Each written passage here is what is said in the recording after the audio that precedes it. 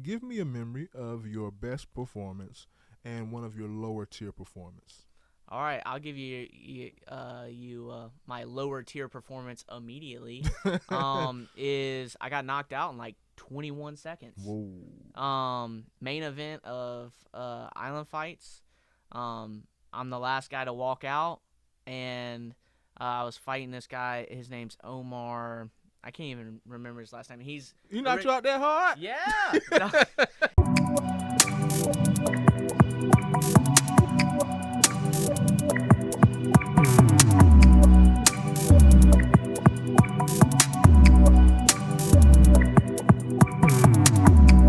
So, are you going DP or Max?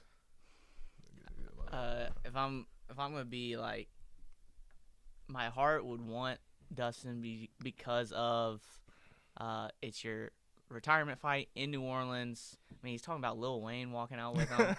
um, Yeah. like, and it's rare to have a guy go out on kind of the top when he retires. Yeah. But I'm a Max fanboy. Unlike Tig, like, I'm a Max fanboy.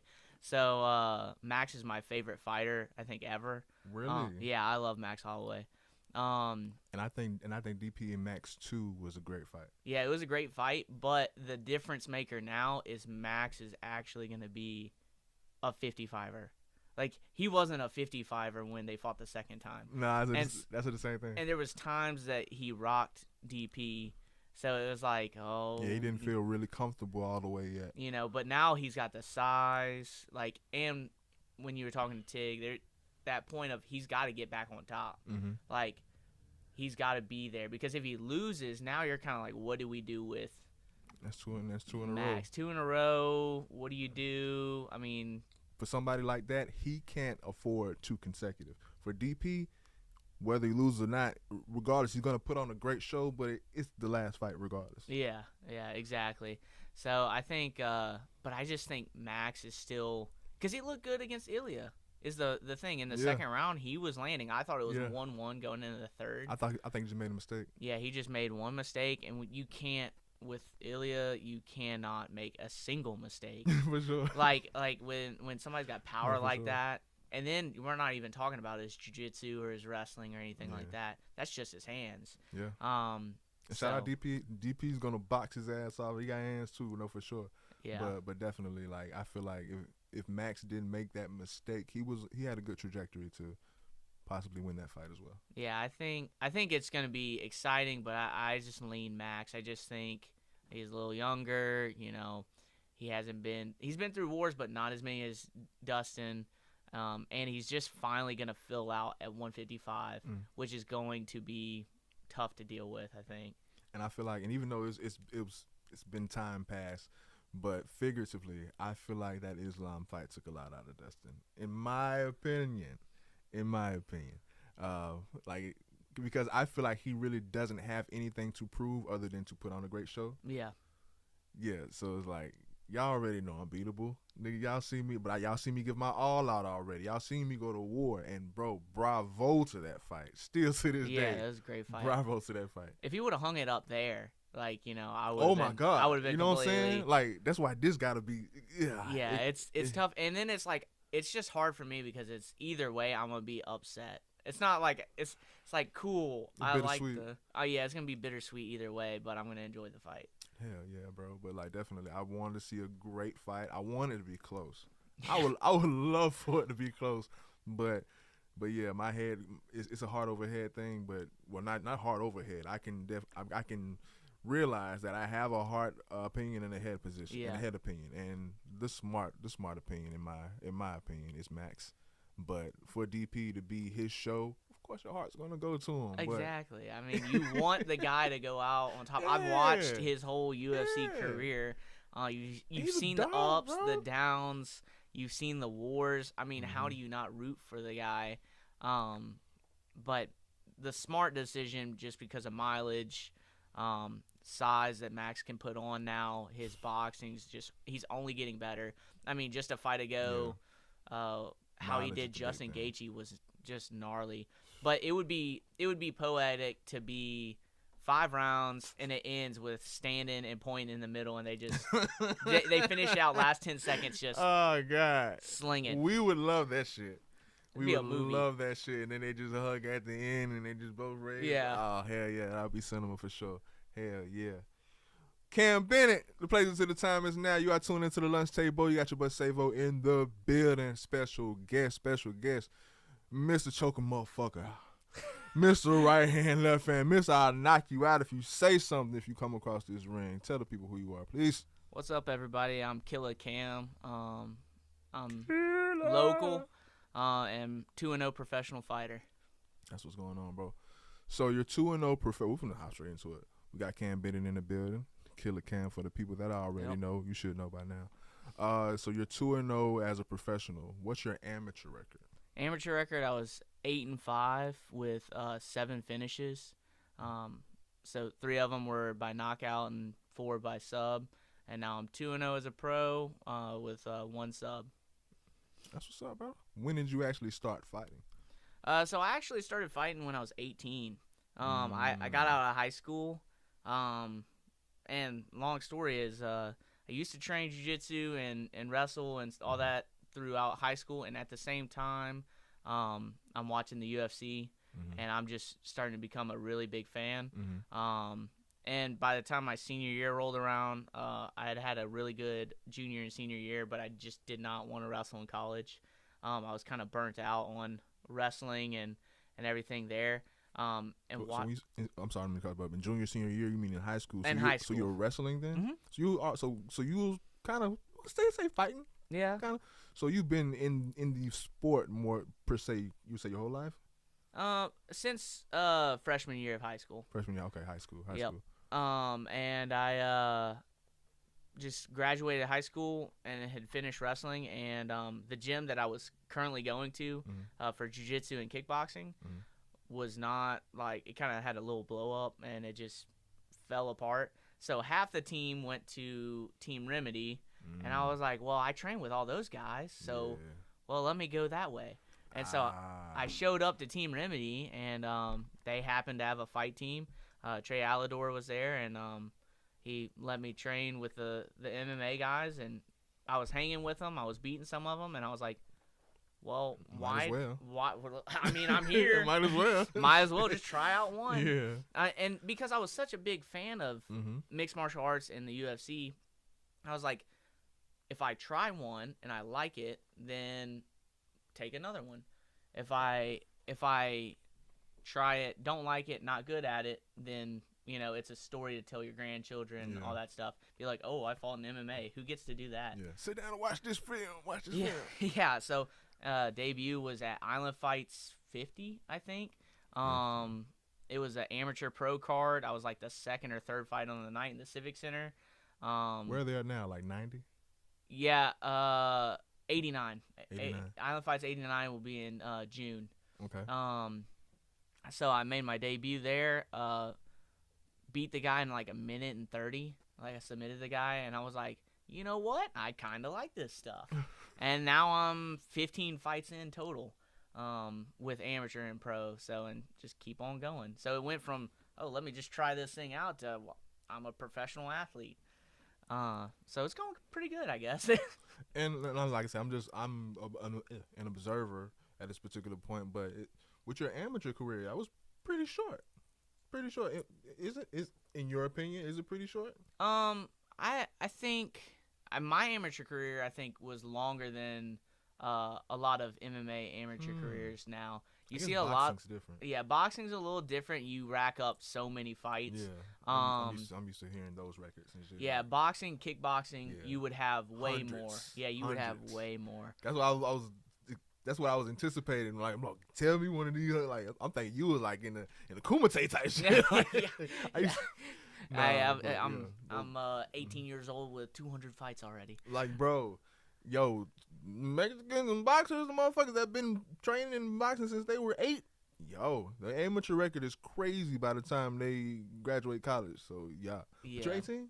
I was 18 when I debuted. And now I'm 25. Okay. Oh, okay. So yeah, you got some years. So I've been at it for a minute. And that amateur career 8-5, that span, a lot of amateur fighters, you'll see kind of seem to get to like 5-0 or something like that, and then they want to turn pro immediately. But I think potentially that could kind of shoot themselves in the foot because your amateur record is not really about wins and losses per se as experience. You want to go out there and fight the toughest guys you can run into to know that you're ready for the highest heights of that pro career, because once you go pro, there's no going back. It kind of ties into – well, no, finish that because I gotta kind of have a question that just stemmed from that. But go ahead. Yeah, once you go pro, there's no going back. So, I mean, what good is it if you're 5-0 and you beat 5 tomato cans and it's like, woo, I'm doing good, and then you kind of win maybe 3-4 pro fights, and then you run into that first killer. Are you ready for the adversity that you've never faced before? Are you ready for a style where this guy may be a specialist that you've never seen before because you were just fed early in your career? I mean, you look at my amateur career, a lot of those guys were either number one in the Southeast in their weight class or like Quincy Evans Jr. that I fought at Island Fights and 155 amateur title. That was the number one lightweight in the country. And he had finished every other opponent. So, you know, after that fight, yeah, I lose a split decision. Yeah, sure. But it's razor thin, and you're fighting the number one guy in the weight class in the country, not just the state, not just the city, nothing like that. So, you know, you're kind of prepared of, I've faced challenges already. So once I get there, it's no new thing. Yeah. Within what you just explained, kind of answered the question that I had to stem, but I'm kind of gonna reformat it in a way. Yes, like we all know, there's levels to this shit. There's amateur and there's pro, but still, there's a lot of fighters that meet those same people on those different levels. And yes, there's been some molding, some polishing, but you still me versus you, just another year. In those particular cases, or even not in those particular cases, when you make that transition. And I'm not reluctant to ask this question because for the majority, you've been fighting regionally, right? You just regionally. So it would be better, of course, if you fought all around the world and really just be a better question. But the main difference that you've noticed with the transition from amateur fighting to professional fighting, have you made it to that point to where you started to revisit names, and if so, or if not, what are some of the key differences that you notice fighting as a pro opposed to fighting as an amateur, which was just a few years ago? But like you just said, like you made the analogy, tomato cans. Yeah. But and you like say fed these particular fighters. But like I say, in some aspects, just because they're amateur as you once were, nigga, they're on the way to the top as well. So just because I'm here now, I'm still a dog. Yeah. So like, what are some key differences or some things you can compare and contrast from fighters that you've observed on both levels? Yeah, I mean, I haven't run into any former opponents yet. I've been because once you turn pro, I mean, money can bring somebody from all over the world to get you to fight them. So that's good. I like that, getting new opponents. And honestly, a lot of what I've noticed when I just watch fighters in general, when you go from amateur rankings to the pro level, is things like time management of the clock. When it becomes rounds, I mean, it's a 5-minute round. That's a long time when you're fist fighting a human being. 30 seconds is a long time. Yeah, a lot of people don't realize how long 5 minutes can be when you're in a ring and you're like trapped there, and it's like, all right, you got to fight that guy over there. And that can happen 3 times. If it's a championship fight, you've got 5 rounds. So you better mentally prepare for that. And you better be able physically prepare for that. Physically, mentally prepare for that, and also understand how to break a round down. You don't have to go guns blazing in the first minute because, I mean, if you can't hold that up for 3 straight rounds, you're screwed. And then you're drowning. So that, and then IQ. Being able to pick up rhythms, pick up tendencies, cadences, all that stuff, and then being able to dictate that. You know, fight is like music.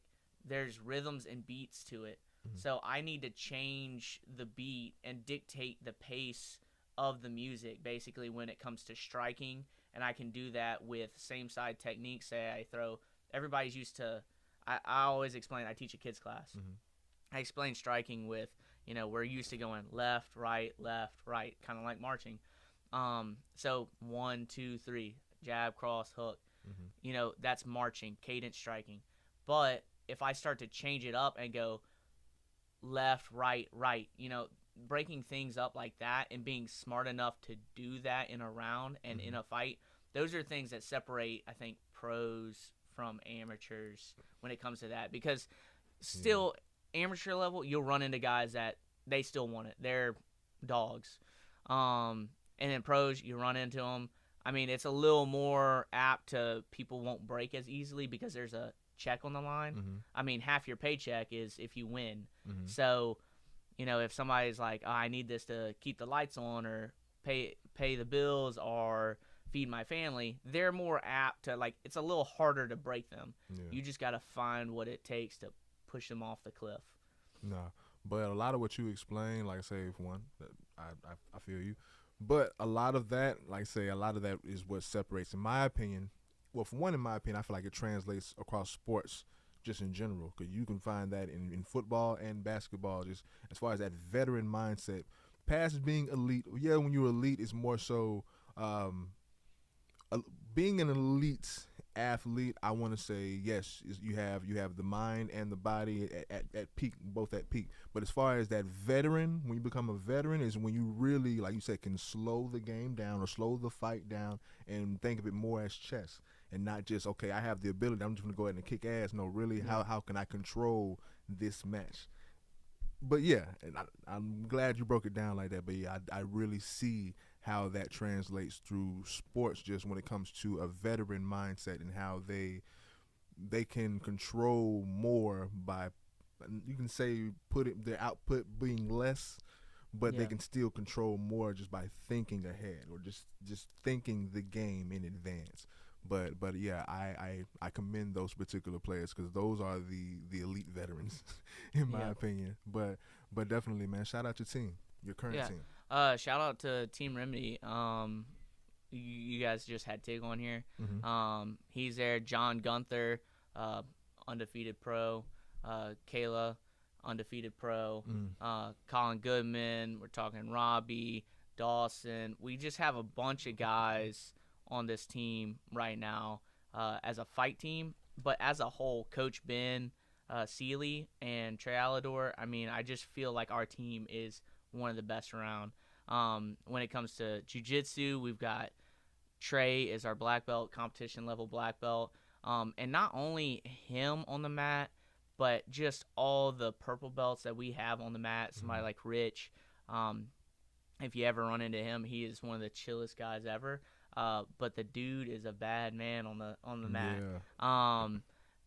It's just a team that I always explain. It's a family-friendly gym that just so happens to have a really good fight team.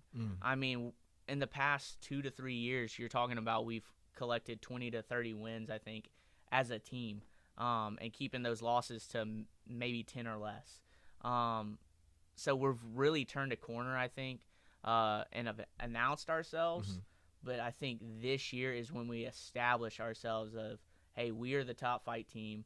And then the years to come are the statements that we're going to make by putting multiple people in the UFC, and whatever else we want to do, I think.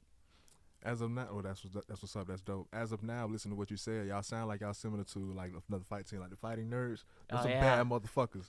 But for the most part, like you say, right now y'all pretty much are on a high horse right now. But y'all all on the wave, on the street right now. Y'all doing good. But in those particular aspects, and it's great that you all are a family and you all come together and you all have that camaraderie. But in the times of adversity, do you notice, or is there certain examples that Team Remedy have shown, or certain stories, or have there been certain moments to where maybe someone lost, maybe someone got their ass kicked, knocked out, or didn't, or the game plan didn't go as well, or they just forgot the fucking game plan, or they just had a shitty night? How do y'all comfort that person or get them back into championship mode Are they exiled? Do they have to come back on their own, find their own way mentally, or do y'all embrace them or keep them up as if they never lost from the beginning? Yeah, we kick them off the team. No, I'm just kidding. No. Winners over here. Yeah, man. yeah. Just like the Fighting Nerds, you're off the team if you lose. For sure. No, I really feel like we have built that family mentality into a team, because just like a family, you call each other out when you're wrong. You call each other out when you're not working hard, and every single person holds each other accountable. Yeah. There's no one person that is, oh, I'm up here and you guys are down here, to where we can't have a conversation or be like, oh, I'm not going to listen to maybe your viewpoint and take it in a consideration. So I really like that as a whole. I mean, obviously fighting's like you really gotta. Quick. And I feel like another reason why that respect is always apparent, especially in that atmosphere, is because at the end of the day, motherfucker, we can get in the ring and I can punch you in the face. Yeah, if we really had a problem, we could just close the doors. And solve it. So we got knowing that that's always an option is usually not getting that far a lot of times unless somebody just tripping. But yeah, exactly. Yeah. So we could always throw in the mouthpiece and figure it out. For sure. But we just have a lot of guys that are kind of down to earth, even with the wins. You gotta sell as a fighter. You gotta promote. You gotta be able to bring eyes to the table. Every fighter does it in a different way. But we all like to laugh, goof off. We're all really goofy people, in my opinion. Even John Gunther, who looks like the most serious human being ever, he's pretty freaking hilarious. Yeah. You just got to get to know him. So we'll have funny conversations, all that stuff. But when somebody loses, it's one of these aspects of, hey, it's okay. Lick your wounds today. Lick your wounds tomorrow. But come Monday, we got practice. If you're not super banged up or anything like that, let's get back in there. We're back in there that same week, just doing something. Even if it's flowing, even if it's just watching practice, get back on the horse. And even more importantly, on a win, it's easy to ride the wave of, oh, yeah, I just took care of business on Saturday night. Everybody's calling you. Everybody's texting you. You are the next big thing for that moment. But it's even more important to have your teammates and your coaches to be like, hey, cool. That's not the end goal. And then Max versus Ilya happens. Yeah, exactly. Exactly. The end goal is not being 2-0 as a pro. Perfect. The end goal is not being, oh, I'm a amateur champion. Like, if that is your end goal, cool. Just let it be known. But that is not. I mean, we want to be world champions. Yeah. I mean, being a world champion it's not, oh, I won my fight, now I'm going to take 3 weeks off and not do anything and goof around and think I'm the shiznit. Like, that's just not how it is. For sure. And that the whole team has that mindset.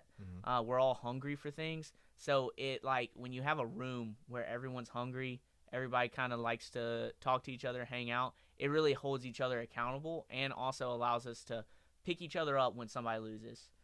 That's what's up. And once again, that translates to so many other things, but sports in general. But yeah, don't get too caught up on a loss or a win, because it's always the next one right next week. Like, we got practice next week. Dude. Fuck that. Yeah, I mean, I remember early on in my amateur career, and I've said this on a podcast before, I was 4-0. I took a fight on short notice, like 5 days notice. And I was filling in against a guy that was number 1 in the Southeast at 170. I don't fight at 170. I just took the fight, and I ended up losing a decision 29-28. Leading up to those... some Daniel Ige type shit, man. Yeah, I was close. I mean, he just out-wrestled me. It was all right.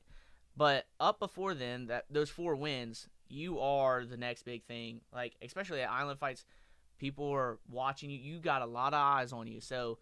your phone keeps getting blown up. You're getting messages from everybody. Everybody wants to talk to you. Everybody wants to be your best friend. Then you lose a decision on 5 days' notice, and you got like 5 people talking to you, and everybody disappears.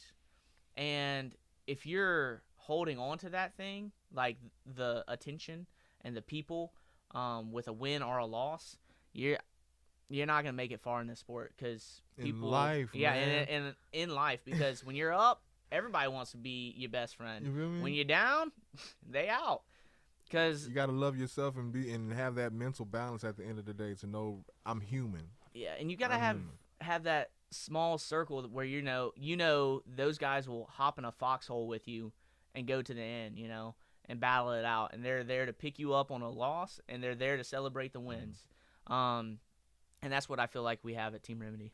That's what's up, bro. That's what's up. As far as your particular training process, do you want to go in not really in depth, but you want to detail your particular training process as far as like your diet, and when you find out you have a fight, how does your diet change and how does your activity change? It used to be a lot different of like. Or do you just stay ready? When I was younger, I mean I'm 25, so I'm still young in the sport. But when I was 18, 19, it was very easy to like take a fight. Okay, I'm going to be really good for this fight. And then after the fight, you spend like a month to 2 months eating whatever you want or whatever. Patty the batty. Yeah, being Patty the Batty out here. But that is not good for your career, and especially if you don't have good genetics. So now, though, especially I fight at 145. Not the smallest 145er known to man. But a lot of my... I would say like 158, 150, 155, 158.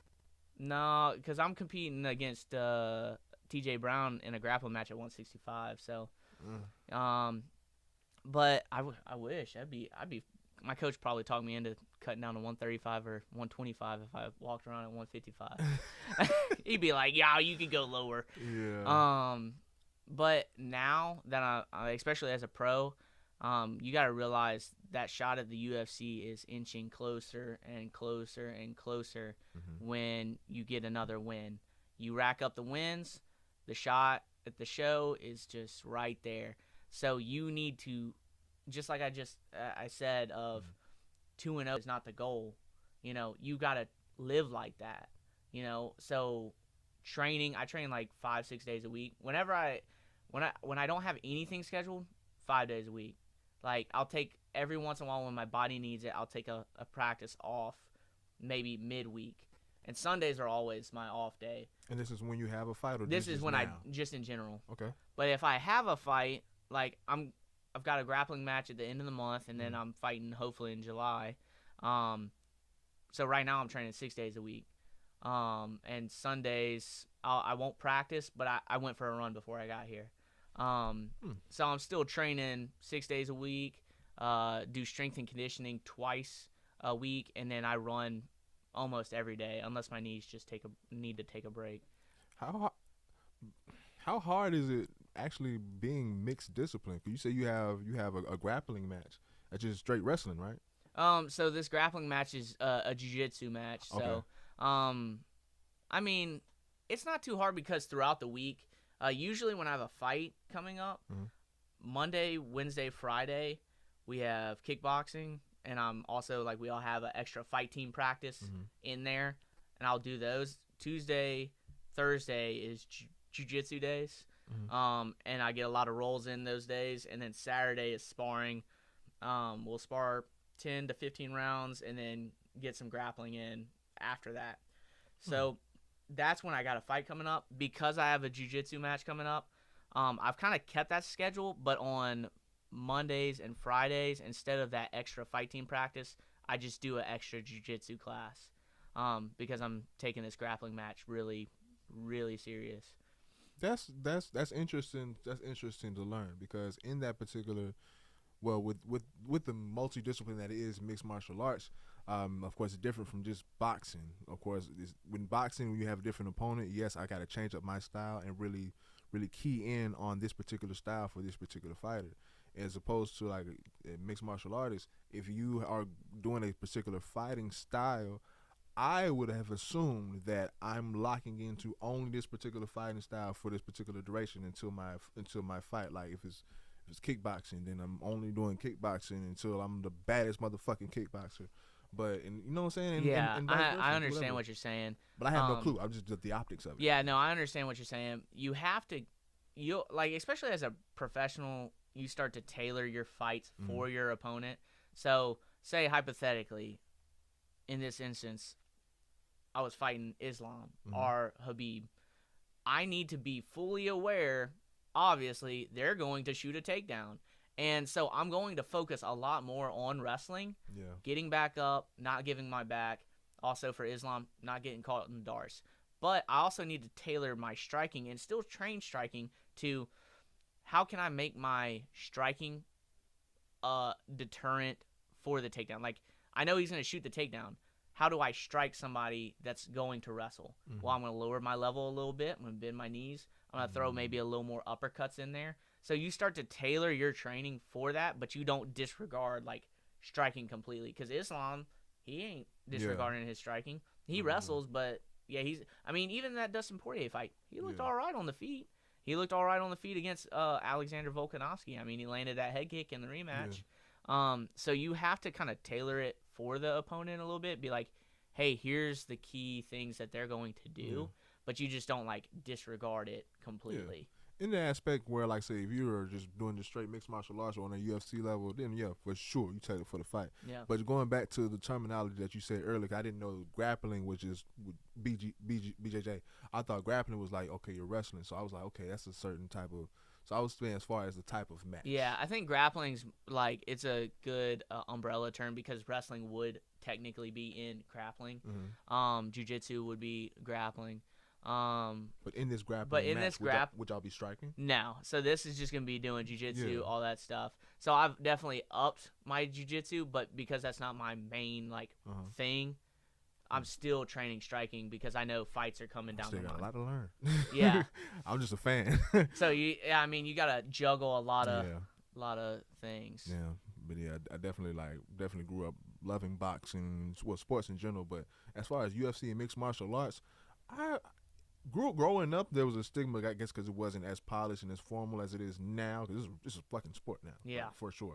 But yeah, like the past 5 or so years, I'm all on board with it. But yeah, bro, I'm a fan. You taught me a lot. Let's talk about you giving back. You say you teach. Yep. You teach, man. Let's shout out where you teach. If you want to give your availability or your schedule or just the details about that real quick. Yeah. So being a pro fighter is cool and all, but the things that it has allowed me to do, is what makes me the happiest. Wednesdays at Team Remedy, I teach a kids kickboxing class. I mean, we're averaging at least 10, but sometimes we've creeped up to 20 to 25 kids in a class before. So investing in the community, investing in these kids, and teaching them, first off, skill, yes, but also teaching them what hard work is. Discipline. Am I the main discipline? No, that's the parent's job, but I am a supplement to all those things. And just teaching those different type of little life skills that you're going to carry for the rest of your life. So I teach there, and I've definitely been working in the community a little more. Like right after my last fight, I went with Jamal Sharp from Bam Snowballs over to West Pensacola Elementary, and they have a reading program over there. I got to talk to the kids, talk about using your words for weapons for good, which was awesome. And I've also helped with back-to-school drives in the past. But just off of that alone, I want you to continue, but just off of that alone, I don't want the world to miss that, because that, as a child, even as adults, people go to hands because they run out of words. Yep. If you broaden your vernacular and actually read sometimes and actually learn more words and know how to hold and stay in a conversation, and because people are like, okay, at a certain point, I have no more words, so fuck it. And people don't progress and don't develop from that particular mindset, because I said that's a lot of times that's children, because they don't have that, they haven't learned yet. Yeah. After a certain age, that has to be apparent to you, that you like, because after a certain point, if we can talk enough, then it would never be stuck there, and we will be able to fix that particular bump in the road, and it would be more smooth sailing. Yeah, exactly. But yeah, I just find it immature. Yeah, I think just being introspective, being able to be open-minded to see different viewpoints on where somebody's coming from. Yeah. Realize people have different upbringings, and so people come from different backgrounds, and that may affect how they're treating you, or may affect how they're reacting to a certain situation. But if we can use our words, slow down, breathe for a second, a lot of these problems, when it just comes to arguments, aren't as big as what we've made them out to be. And then how many times have we gotten in an argument with something, then you'll look back maybe a couple days later, a week later, or a month later, and you go, man, I really blew that situation up because I was just more so frustrated and I didn't slow down, think through it, think where that person's coming from, use my words, and talk through it instead of just doing whatever, yelling at them or cursing at them or fighting that person. So being able to teach kids now, hey, life's hard, and there's going to be people that are mean, that come up to you and say mean things. But you got to figure out the people that you put weight into their words. Do their words actually mean something? Or are they just being mean for no reason, type of thing? So investing in these kids and being able to give back has been the biggest thing that I like as a pro fighter. Like, fighting is going to end one day. And sports, when you're an athlete, it's going to end. It could theoretically end today, or it could end when you retire. But it's going to end. Your legacy is not how good of a fighter you are. It's not how good of a worker you were at your job. Your legacy as a man is how did you take care of your family and invest in them, lead them, and how did you treat the people around you? That's your legacy. Facts. Everybody talks about legacy. Oh, I want to build a legacy. I want to build a legacy. This is legacy building stuff. Giving back to the kids. I don't have a kid myself yet, but I look forward to being a husband and a father one day, and investing in those kids and being a good husband is my number one job.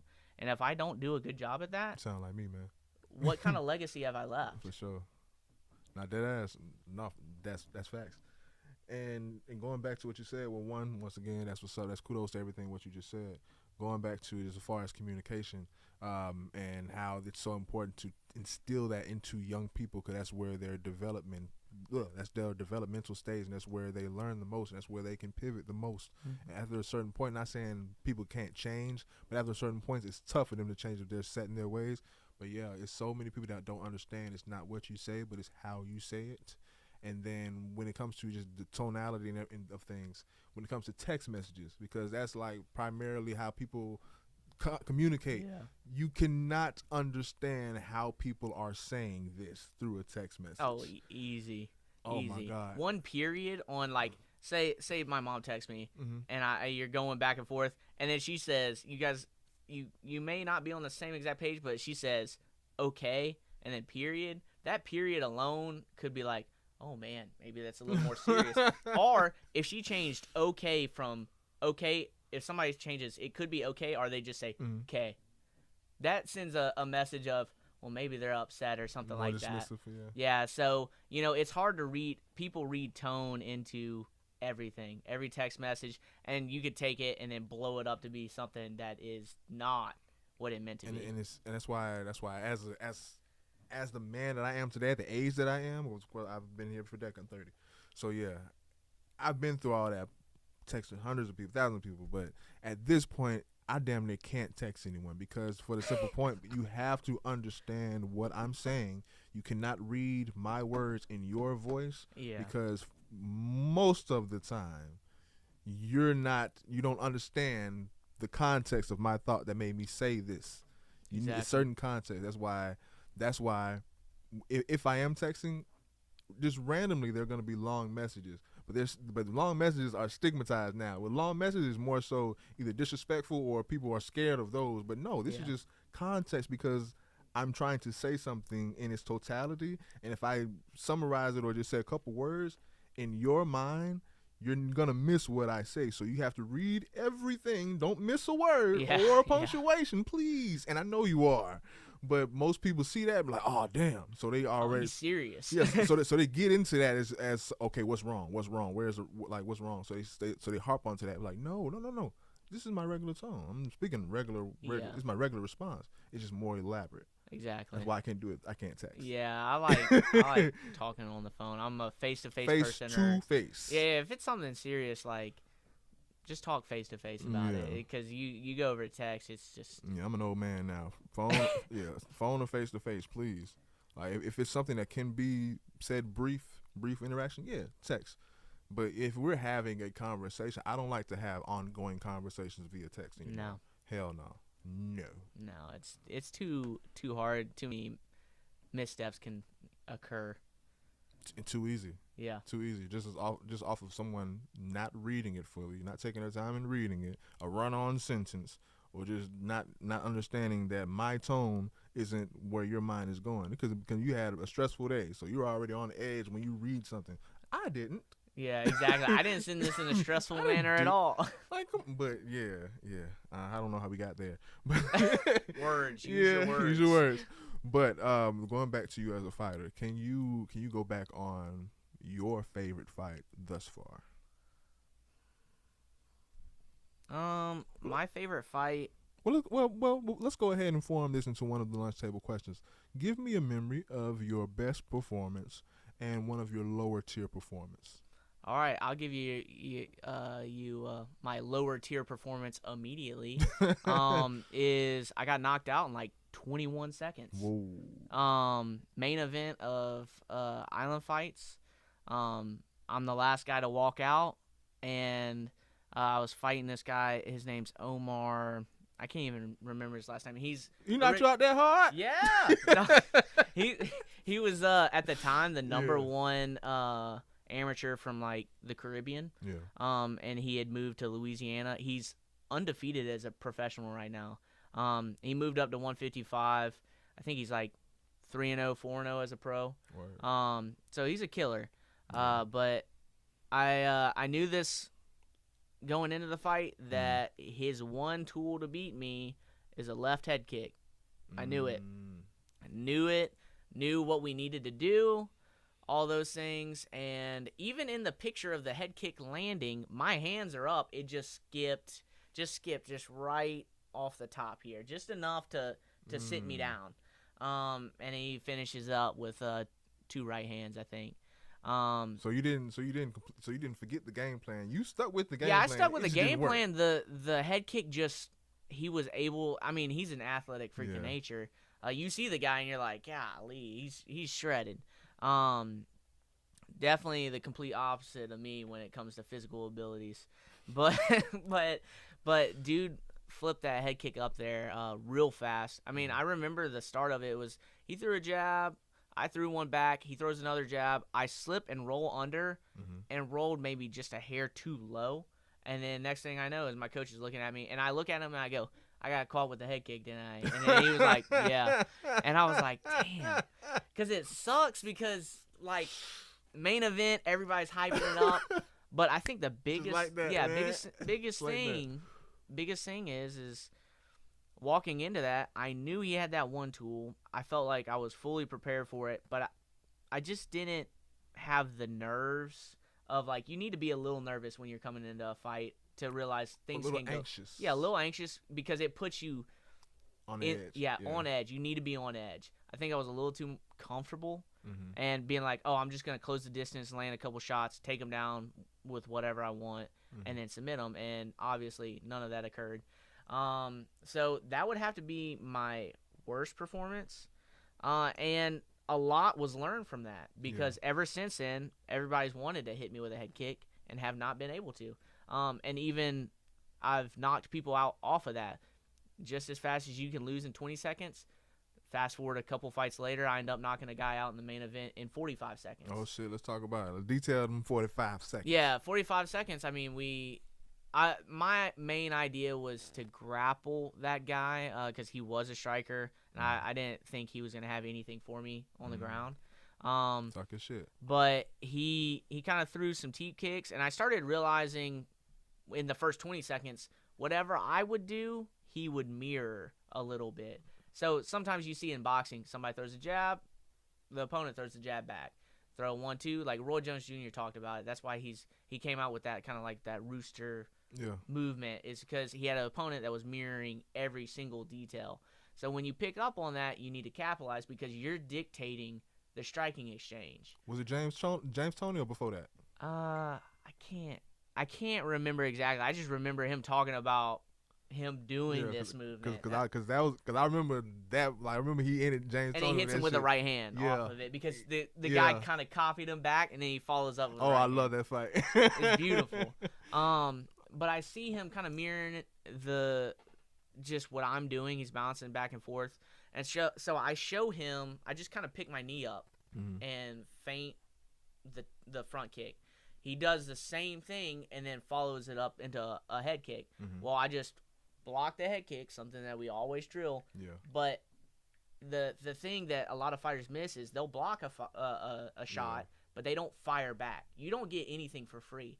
Yeah. Nothing's for free. That fight.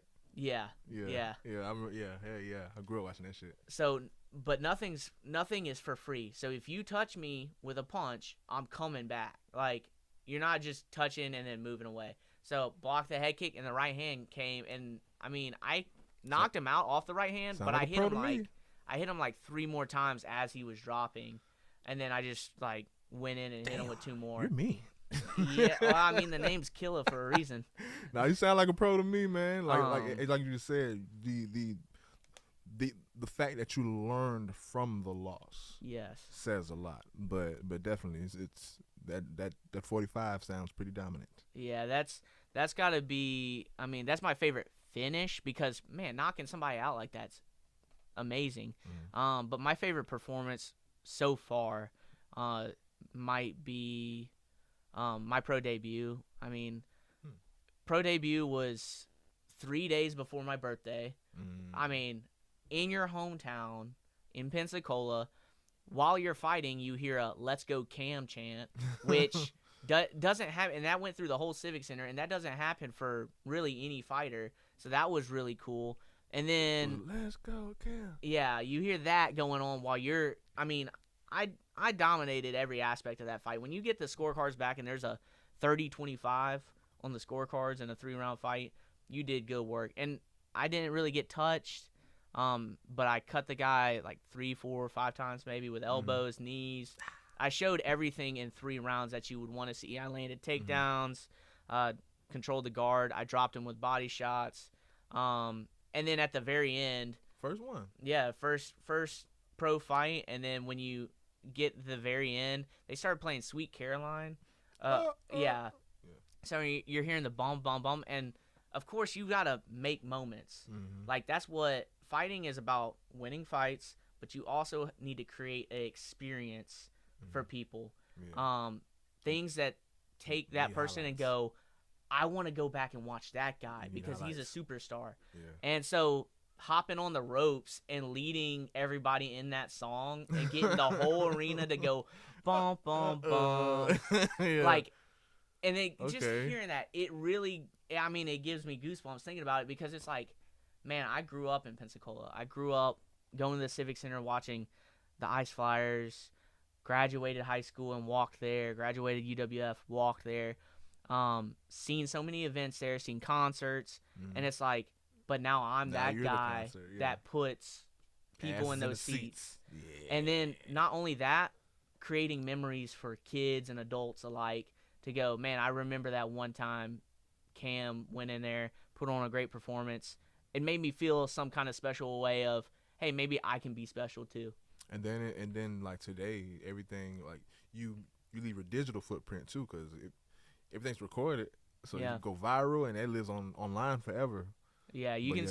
I mean, you can see some of those highlights. You can see me get knocked out in 20 seconds if you'd like, and you can also see like that 45-second knockout. Or I think there's somewhere somebody's got footage of that Sweet Caroline thing. So it's definitely weird to be able to look back and look at those memories. Name your top 5 fighters of all time. Just like my favorites? Yeah, your list. Are we going 1 to 5 or 5 to 1? 1 to For me, Max Holloway's number one. I mean, from his style, he's just super chill. Until late. Yeah, Max is my number one. Two, because I get reference to him a lot, I think Justin Gaethje is one that I like a lot. Just the style. You go in there and you're like, yeah, I'm gonna create a car crash in there. Like, I like the excitement. I like that I get a reputation of being. You're not gonna be the same fighter that you were prior to fighting me. I'm actually have to watch a couple of your full fights then. I've seen clips and okay. Yeah, I like the reputation of like I'm gonna stand in there and I'm either coming out with my shield or I'm going out on it. Justin Gaethje has that mindset. I really like that. 3, if I had to mention skill, but I struggle with him personally with how he's let me down in the past is John Jones. Because of outside antics, okay. yes. Yeah, but like fighting skills, no skills. Yeah, greatest fighter of all time, even with asterisks. Yeah, greatest fighter of all time. But like outside antics, it's like, man, that it's hard to like. For me, I look at fighters as a whole of like inside and outside. Yeah, I don't kind of separate it. Especially being on that side of things, like I fight now. I was one of the motherfuckers that had to like deal with that crossroads, and this may be cut out, but I'm not gonna cut it out. But I had to deal with that crossroad with Chris Benoit. Yeah. So like, dog, like bro, you cannot forgive that. Yeah. But what he did, and like one of the best motherfuckers to ever do it. Yeah. Yeah. And by doing that is like that contribution to the sport. And if you love the sport that much, you have to respect everyone that contributed to it, at least their contribution. Yeah, it's hard. Yeah, because like that's why skill wise, he's the guy. He's still my number one favorite fight ever is John Jones versus. That's the next question. We get the 5 out first. All right, man. I'll pause it. And then so that's 3, 4. I mean, Frankie Edgar was a guy that I liked just because he was always small for the weight class. No matter what weight class he was in, I swear he was always the smaller dude. He fought at 155. He walked around like 158 for that, and he was the champ. And just the work ethic is really where I liked it. It was like he inspired me in that sense of you don't have to be the biggest guy. You don't have to be a genetic freak of nature. You don't have to be something that passes the eye test, but you can go in there and you can work harder than any human being in that room, and you can be something. Was that Bilal? That's how I feel about Bilal, bro. Oh man, I do not like looking now at him. Bilal. Yeah, Bilal. I don't like Bilal. Like, bro, like, look, I don't. But when he get in there, it's like, how the fuck did he just win? He keeps winning. He keeps fucking winning. He keeps winning, and it's frustrating because it's like. Man, I can't even tell you the last time Bilal. Because he doesn't pass the eye test. Well, he doesn't pass the eye test in my opinion, and then he hasn't finished a fight, and I don't even know when the last finish was. I think maybe Sean Brady, but he be getting belts, man. He gets the job done. So whatever pays the bills. I mean, he's a world champ for a reason. You got the belt. Man. And I saw that fight. I'm like, oh my god, that was an awful fight. Yeah, when he beat Leon, I was like. Back to your list, man. I just had to... Leon made me upset. Yeah. And then 5.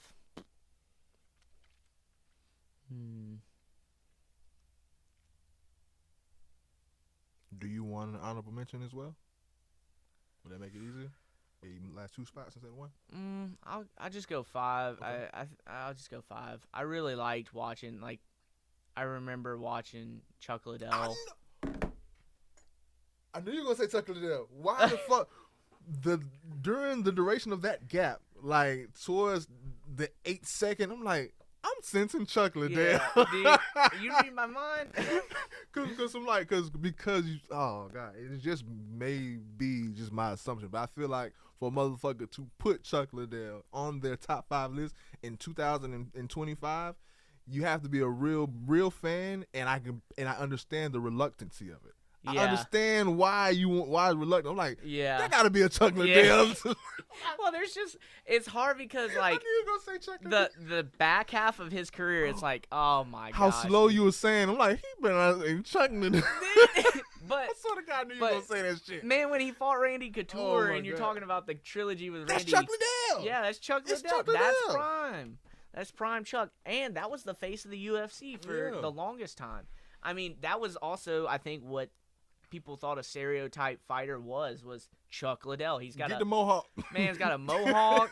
He's got the He handlebars. passes the eye test. Yes, got the freaking tattoo on the skull. He always passed the eye test. That's why I was like, yes, he was like the prototype fucking fighter growing up. So yeah, like that was. Even if you didn't know, you knew who the fuck that was. Man, you're talking about Chuck Liddell. You got Rampage. All those guys was like old school quintessential UFC.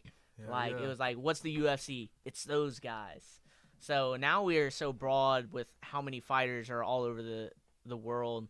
But man, there was a period of time you were like, name UFC fighters, and you're talking about Rampage, Chalk, Rich Franklin, Forrest, all those guys, Randy Couture. I mean, those guys just looked the part. They looked the part and were those guys. Those are guys you look at and you're like, yeah, I'm not gonna mess with that guy over there. But I promise to God, like when you pause, I'm like, I'm sensing Chuck Liddell. I swear to God, that's no camera. I want to sneak him in there. No, I'm like, because I understand, because respect, but respectfully, objectively, people have passed Chuck Liddell. Oh, 1,000%. So, 1,000%. It's more so like feeling. Like it's a feeling that you get. It's all subjective. That's why I'm like, I understand how people are reluctant because more so that you have to reiterate. It's my list, not the list. So yeah. If I was discussing like greatest of all time in MMA, Chuck Liddell's not in there at all.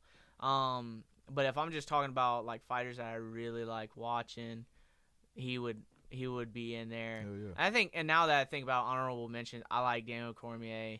I like him way more now than I used to like him. I think. Now that I actually hear him. Yeah, I love listening to Daniel Cormier talk. And then one guy he's passed, but Anthony Johnson, Rumble. He fought DC twice. Mm-hmm. Talk about a right hand and just some nasty power. When you're watching a dude knock out a 205er's tooth in like 30 seconds, that's some nasty work. For sure. No, keep going. Was that the list? Yeah, okay, that's the list. Okay, well then I have my next question. Done with the list, but you were gonna say this answer on your 3, I think. But can you give me a memory of your most favorite fight you've ever witnessed? It may have been on pay-per-view, on TV, or in person. What's your favorite fight that you've ever seen in your life? Yeah, if you haven't watched it, go do your homework immediately. Go watch John Jones versus Alexander Gustafsson 1. Not the second one. The second one's not that good. John just runs through him. But the first one, oh my gosh. I think a lot of people would put it up there in at least the top 3 MMA fights of all time, at least for the UFC. But it's my number 1 because that's the fight that I truly remember every detail of. Mm-hmm. My dad, I remember that day, my dad was like, hey, John Jones is fighting. He's supposed to be something special or whatever. And I wasn't into MMA as much as I am now. Yeah. And I was like, yeah, let's watch it. Why not? My dad and I stayed up and then proceeded to watch the greatest thing I've ever seen in sports ever. You just watch 2 dudes go to absolute war. Gustafsson was an underdog. You're talking about John Jones, greatest MMA talent of all time. And at that time, he's in his 20s. He's got the Nike swoosh on his shorts. He's got Gatorade. He's got all those sponsors. He is the man. Youngest champ in UFC history. And Gus goes out there and just takes it to him. And you're seeing John Jones, for the first time, be put and tested in the fires of, like, he could lose this fight. Mm-hmm. And he's supposed to be that guy. But instead of folding and just saying, oh, yeah, I'll let Gus win a decision here, dude comes back. And it was just a war, just nonstop. That's my favorite fight ever.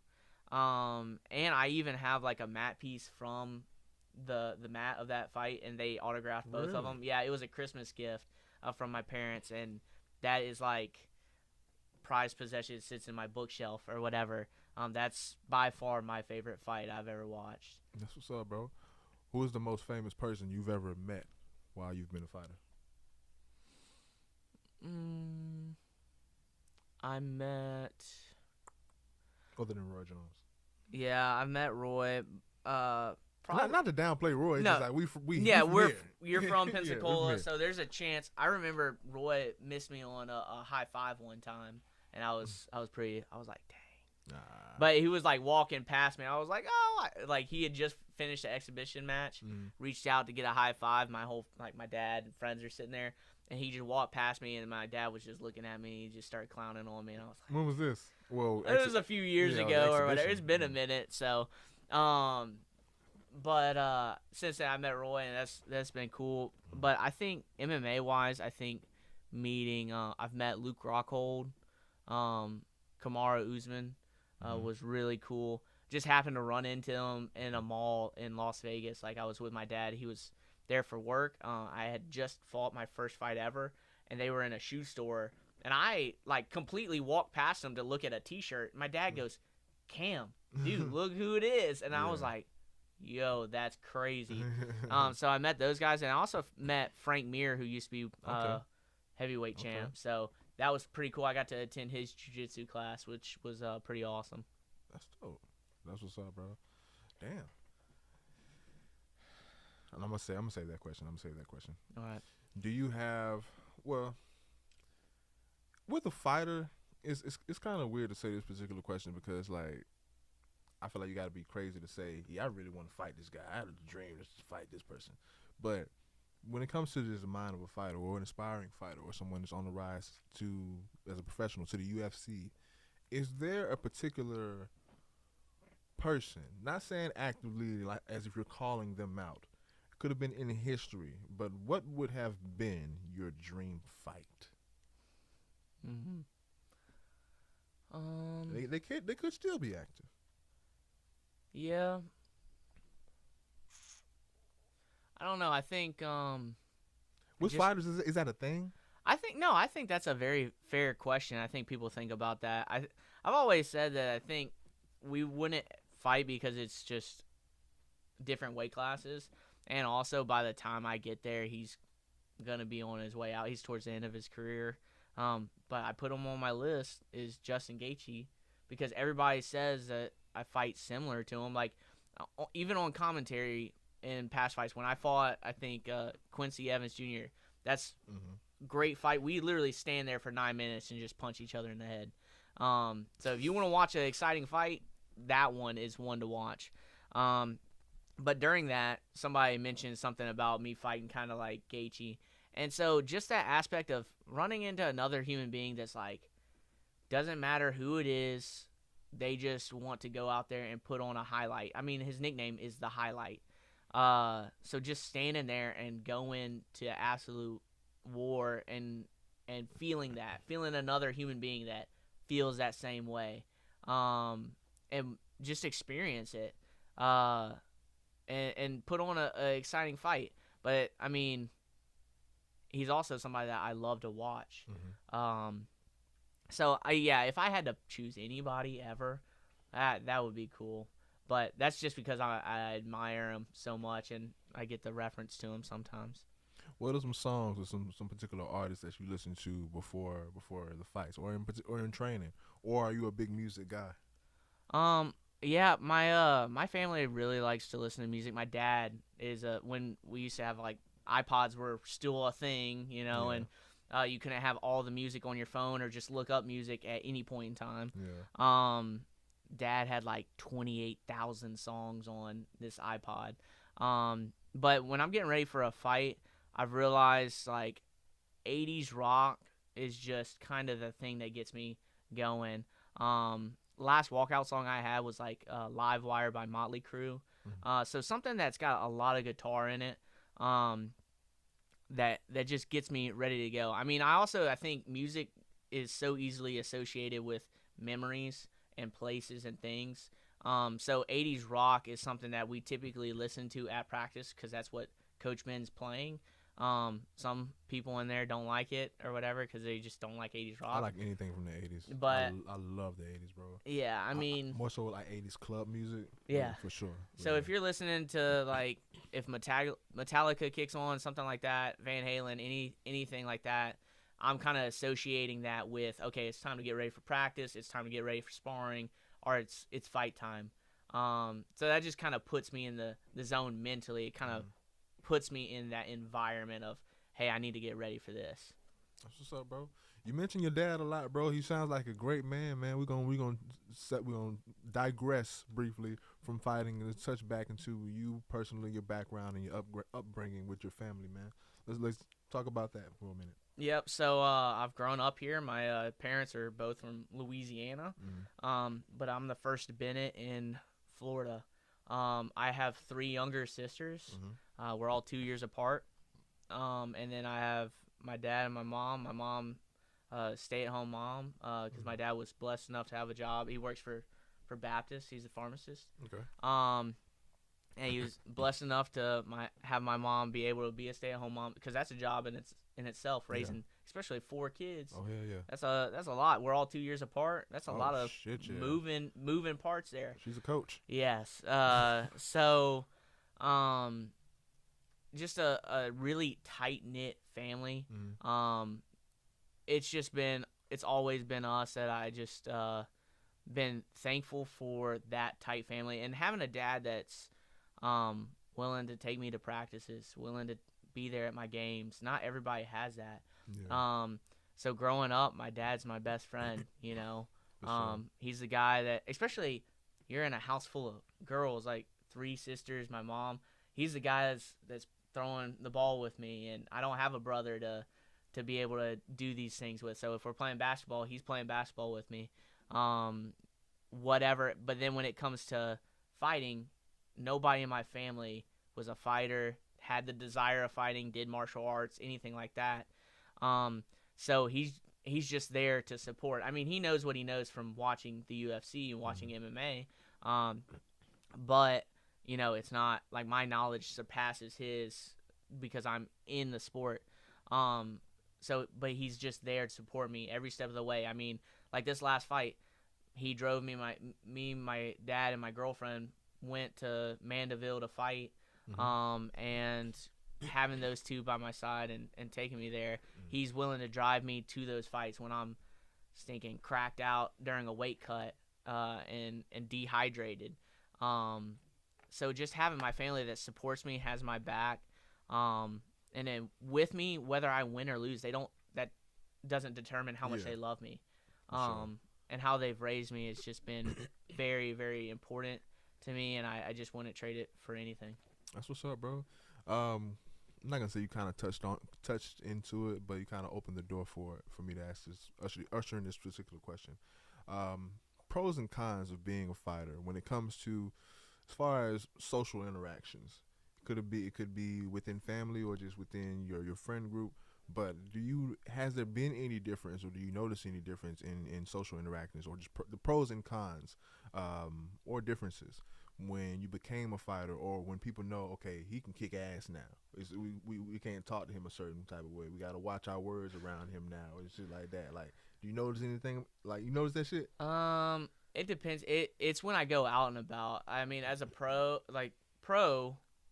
is getting to know people that I probably would have never been able to meet if I wasn't a pro fighter. Just getting the opportunity of like that weight of professional athlete, professional fighter really carries with people. And you get to meet people and network with people that you would have never, ever would have crossed paths with if I didn't fight. I would have never met half the people I know. And some of the pro. Yeah, well, it's just fighting and then being a pro, like you get to know even more. So as far as pros and cons. Oh, this would yeah, be a pro. that's a pro. Yeah. That is a pro. Con sometimes is like, say me and my girlfriend go out, and you're just kind of walking around downtown. If you sometimes, depending on the store, it turns into not so much you and her hanging out and being able to just enjoy the moment. Sometimes you may run into somebody that recognizes you fighting, and I'm always going to say hello, and be nice and kind of ask them whatever question they want. But at that particular point, you're no longer incognito. Yeah, you're not incognito, so you're not like able to just go and do whatever. Sometimes like people will come up to me and they'll say, "Hey, what you doing?" Blah blah blah, and it's like in that moment, I'm not fighter Cam, I'm boyfriend Cam. Like I'm out with my girlfriend and we're going and doing something, and she doesn't really want to talk about fighting right now. She likes fighting, but she doesn't love it as much as I do, you know. So that's a con that it's very nice that fans want to talk to you and feel you feel approachable to them. But sometimes it is a lot, you know. That's something that I'm adjusting to. If like I didn't realize that was such a thing. But for a lot of it, I mean I work a full-time job, and a lot of the patients I work with, they don't know that I fight until they ask a question about what I do on the weekends or something like that. Now I'll even just keep it to I went to practice.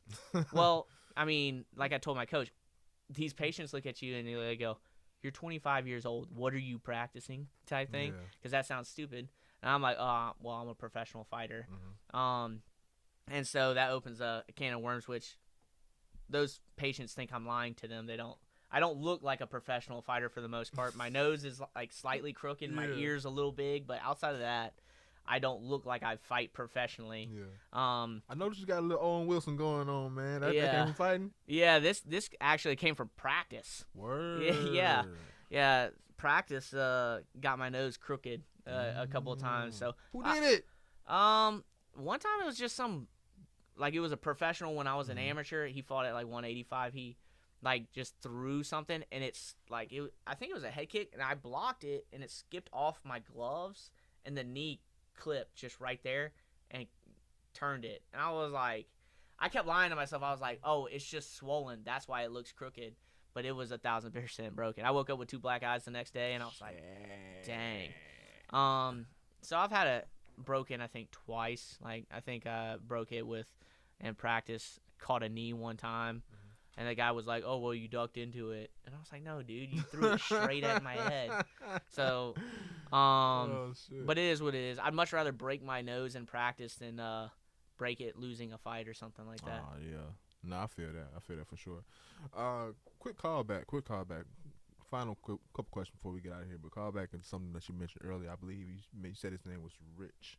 That's on your team. How you mentioned that he basically we're referencing the switch basically of a fighter. How outside of the ring you're one way, and in the ring you're a completely different beast. Is there a certain change or switch that you have, and what's the process of going through that? For one, is it right before the fight? Do you have to go through that like a week before, a couple of days before, or is it a change at all? For me, I think a lot of people, when I go to practice, I know it's time to lock in. You know, I'm punching a clock. Like, this is work. I gotta go to work. So focus and handle my business.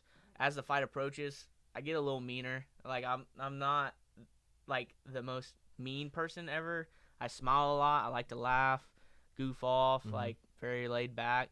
But when I start cutting that last 10, 15 pounds, I get a little less smiles. You need a Snickers. Yeah, you're not you when you're hungry, huh? But when it's fight time, I say my prayers right before I get in the ring. You know, pray for my opponent to come out there and give 100% of what they got. For me to give 100%, for us to both leave out of there safe and sound, and win, lose, or draw, give God the glory. But when that bell rings and I feel that first punch, it's just, I don't know what it is. It feels, I have no remorse for what takes place in there. Like, I just don't. I don't have the capacity. I don't know what it is. Just, I mean, the nickname's Killa Cam for a reason. I didn't come up with that. Devin Adams came up with that. Devin came up with that, but it's just what you got to do. It's you or that guy. Yeah. You know, somebody's got to walk out of there with their hand raised, and I'm willing to walk through absolute fire to get the job done. Like I said earlier, you go out on your shield or you're coming back with it. Mhm. And that's just the headspace. So, and then when the fight's over, the fight's over. You know, we don't have to be angry. I'm not angry about Yeah. anything. Clock out. Yeah, clock out. I leave work at work. You know, like it's not a big deal. Win, lose, or draw. That's just gonna be a small segment of my life. But when it's go time, it's just that's a different version of me. I don't know. And that person only comes out when it's fight time. He doesn't come out when it's practice, it's sparring, anything like that. I don't really ever get angry at anybody. But fight time, Cam, is a different version when the bell rings and we kind of exchange for the first time. Yeah. It feels like a shark that just kind of gets a drop of blood, I think. That's what's up, man. When's your next fight? Supposed to be in July with Island Fights. I don't know if I'm allowed to say the date. I'm typically bad at like just being like, oh, it's gonna be this time and this person. They're throwing some names around. But I'm ready to rock. I'm excited. I am grappling. This is a big opportunity. May 31st, I'm grappling TJ Brown, ex-UFC vet. I think he had like 5 or 6 fights in the UFC, jiu-jitsu black belt.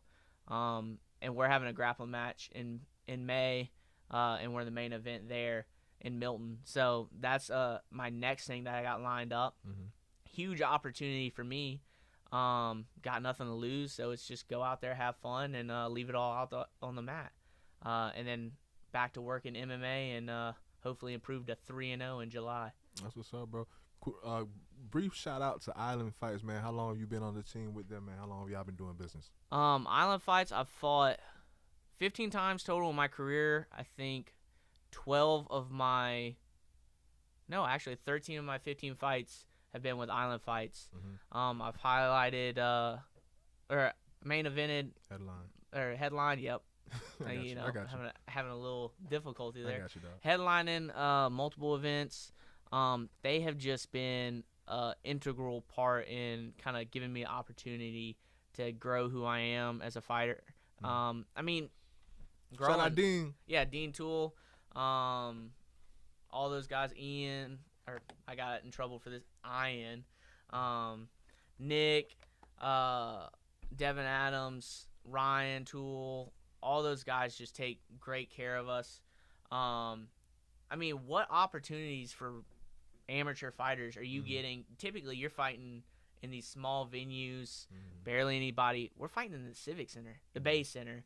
People fighting in the backyard. I mean, yeah, people fighting in the backyard. We're fighting in the Bay Center. There's lights. It's lights, cameras, action. There's plenty of people there. I mean, you're getting celebrities that are showing up to these cards now. Local legends, and it's just a huge opportunity not only for amateurs but young pros that are up and coming to get their shot at what it feels like to be on that main stage, because I feel like the closest you can kind of feel to a UFC environment. So I've just been very thankful for the opportunities Dean's given me. I always remember our first interaction was after my first fight. I walked up to him. I go, "Hey, you're Dean Toole, aren't you?" And he was like, "Yeah, who are you?" And I was like, "I just fought. You didn't watch?" And he was like, "No, I just got here." And I was like, "Well, my name's Cam, and you're going to watch me later." Well, a couple months later, I fought my second fight, and he saw me, and I was like, "Did you watch that one?" And he was like, "Yeah, I watched that one." So ever since the first fight at 18, Dean's seen, I think, pretty much every single fight I've had. And it's just been a blessing to fight for Island Fights and strap on those gloves that have that gold IF on there. That's what's up, bro. That's what's up. What's your favorite fight movie? Don't piss me off like Ted. Yeah.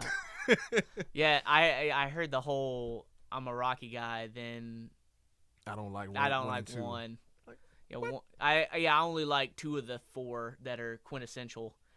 Where I cut it off for Rocky movies is, I think, after 4. 5. 5, yeah. 4 is where I stop it. I like 4. 5 with Tommy Gun. Tommy Gun. I was kind of frustrated by that. I was like, fighting in the street was cool. But Tommy Gun was annoying, and Rocky's kid was just annoying me as well. Yeah. I mean, you kind of could have ended it with 4. I mean, I think 1 through 4 is that anthology that is. Yes. Perfect. Yes. That's Rocky. Wraps it up. And honestly, there's no fight movie that gets me more amped up than like Rocky 4. Like, especially at the end when you said the speech at the end. I mean, that training montage where you're seeing the Russian, he's doing steroids and he's out here using all the technology. You know what Rocky's doing? Running up a mountain, chopping wood, American grit. That's what he's doing. He's growing a beard. How is he ending up on the mountain? Like, he climbed up a full-scale mountain, not a hill, a mountain, and then just screams Drago. Like, that is cold. And then you go in there and you have an absolute war. And not only does he win, he gets the Russian fans to cheer for him. He defeats communism and his opponent. And that's how you end the movie? On Christmas Day. What? That's insane. Just to come back and fight in the street. Yeah, just to fight in the street. Just be like, you know what? I'm going to fight this random dude. Fight this young buck in the street. Yeah, in the street. Come on, dude. But Rocky 4 gets me psyched beyond measure. But I will say, I really did appreciate Creed 3 because I also liked that it kind of broke away from like 1 and 2 on the Creed movies. You can kind of go, oh yeah, I like 2. It's fallen into 2's good. It falls into like, okay, you can kind of, it becomes a little predictable based off of the Rocky tie. Yeah. But Michael B. Jordan, I think, directed 3, and it didn't have Sylvester Stallone with it like as much. Like, I don't think he had really anything to do with it. But the storyline was still in that universe. Yeah, it was good. I really like this idea of somebody coming from your past and feeling like you're living the life that they should have had, you know, for whatever reason. And then just the cinematic experience of what the fight was at the very end was awesome. Just a lot of symbolism and stuff like that. But I think best fight movie, in my opinion, that I like the most, Rocky 4. Rocky 3's close behind Rocky 4. Creed 3, you mean? Creed 3, but like in the Rocky series, I do like Rocky 3 right after Rocky 4. I think Rocky 3 overall was like the most perfect all-around movie as far as entertainment-wise. Mr. T, and that's when he got more chisel. I'm gonna show you what a real man is. God. Hey, woman. Balboa. That's my shit. When you're calling out, you show up to the dude's retirement press conference to then hit on his lady. And call him scary. Call him scared, all that stuff. And then what a line to, what's my prediction for the fight? Pain. Come on. What? Crazy. His fucking mind size. Oh, shit. I'm not doing sit-ups like that. No. Fuck no. That Mr. T on crazy time. That motherfucker was crazy when he was doing this. This crazy. Yeah. I love that fucking movie. Clubber Lang, man. Clubber Lang, bro. Hey, man, I ain't finna hold you up, bro, but I have another question. Oh, you good, I'm trying to think of which one before we get out of here, because we definitely running over, but this is dope. Oh, fuck. Let's see. You have any questions for me?